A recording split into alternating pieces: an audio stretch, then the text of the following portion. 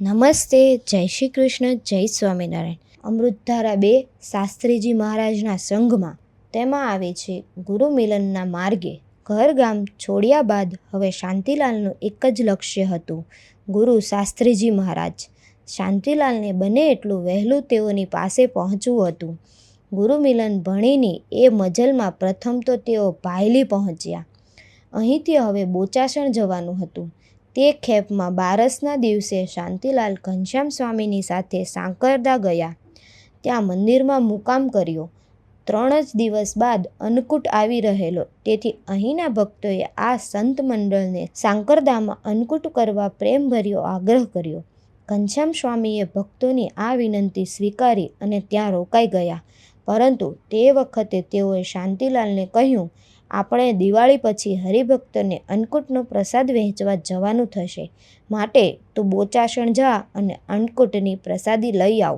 આમ કહી સાંકરદાના મંદિરમાં સેવા કરતા એકાંક્ષી શંકર ભગતને તેઓની સાથે મોકલ્યા. તેઓ શાંતિલાલને રણોલી સ્ટેશન સુધી મૂકી ગયા. અહીંથી શાંતિલાલ બોચાસણ પહોંચ્યા ત્યારે નિર્ગુણ સ્વામી પણ ત્યાં જ હતા. શાંતિલાલે તેઓને પોતે ક્યાં હેતુથી બોચાસણ આવ્યા છે તે વિગત જણાવી. તે સાંભળી નિર્ગુણ સ્વામીએ કહ્યું, હું ઘનશ્યામ સ્વામીને ચિઠ્ઠી લખી દઉં છું અને પ્રસાદ ઈશ્વર ભગત લઈ જશે, પણ તું મારી સાથે રહે. શાંતિલાલની લગ્ની જાણે નિર્ગુણદાસ સ્વામીને પણ લાગી ગઈ. તેઓએ કહ્યું, કાર્તિક એકાદશીનો સમયો અમદાવાદ થશે. ત્યાં શાસ્ત્રીજી મહારાજ સારંગપુરથી પ્રસાદ લઈને આવશે.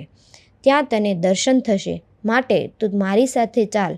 એમ કહી નિર્ગુણ સ્વામીએ શાંતિલાલને પોતાની સાથે રાખી લીધા. ગુરુદર્શનની વાત ટુકડી થઈ જતાં શાંતિલાલ તો હરખાઈ ઉઠ્યા અને નિર્ગુણ સ્વામી સાથે વિચરણમાં જોડાઈ ગયા. પરંતુ સંસ્થાના વહીવટી કાર્યોમાં ગળાડૂબ રહેવાને કારણે નિર્ગુણદાસ સ્વામીને જુદા જુદા ગામોમાં મીટિંગ મુલાકાતોના દોર સતત ચાલતા રહે. તેથી કાર્યક્રમ છેલ્લી ઘડીએ ઘડાઈને બદલાય. માટે ભલે પહોંચવાનું ઠેકાણું નજીકમાં જ હોય, છતાં ત્યાં પહોંચતા ક્યારેક દાડાના દાડા વીતી જાય. આ વખતે પણ એમ જ બન્યું. બોચાસણથી નડિયાદ થઈ અમદાવાદ જ જવાનું હતું, પરંતુ સરકારી દરબારી કાર્યો આટોપવા નિર્ગુણ સ્વામી બોરસદ, ભાદરણ વગેરે ગામો ફર્યા અને કેટલાક દિવસ પછી ગાડીમાં બેસીને નડિયાદ પહોંચ્યા. અહીં શાંતિલાલના શરીર પર વ્યાધિએ ભરડો લીધો. નિર્ગુણ સ્વામી તો સવારથી જ જોડિયા સાધુ હરિવલ્લભદાસને લઈને તેઓના કાર્યો સમેટવા નીકળી જાય.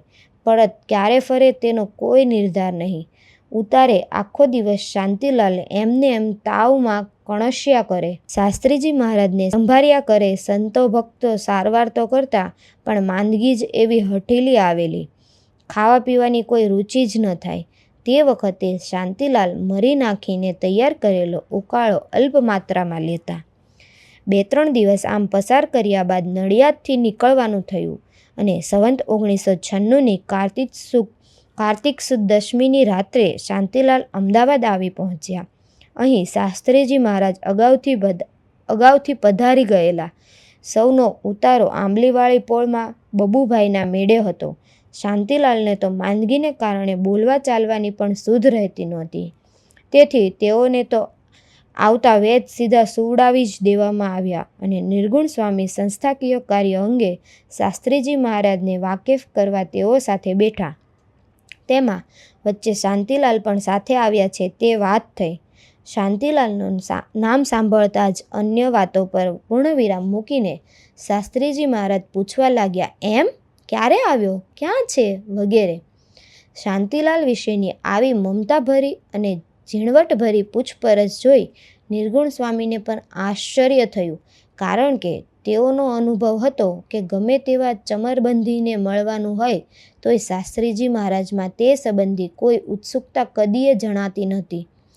એ શાસ્ત્રીજી મહારાજ આ નવાગંતુક કિશોરની વાત સાંભળતા જ કેમ આટલા સ્નેહ વિવળ થઈ ગયા હશે? થોડીક ક્ષણો તો નિર્ગુણ સ્વામી વિચારી જ રહ્યા. પછી તેઓએ કહ્યું, તે બોચાસણ આવ્યો તો ને, મારી સાથે લાવ્યો છું. તેને તાવ આવ્યો છે, તે સૂતો છે.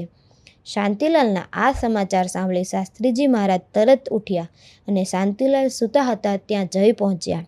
તેઓની સ્વાભાવિક પ્રકૃતિ મુજબ ધૂન કરતાં કરતાં શાંતિલાલના શરીર પર હાથ ફેરવવા લાગ્યા અને બોલ્યા, તાવ આવ્યો છે પણ હવે મટી જશે.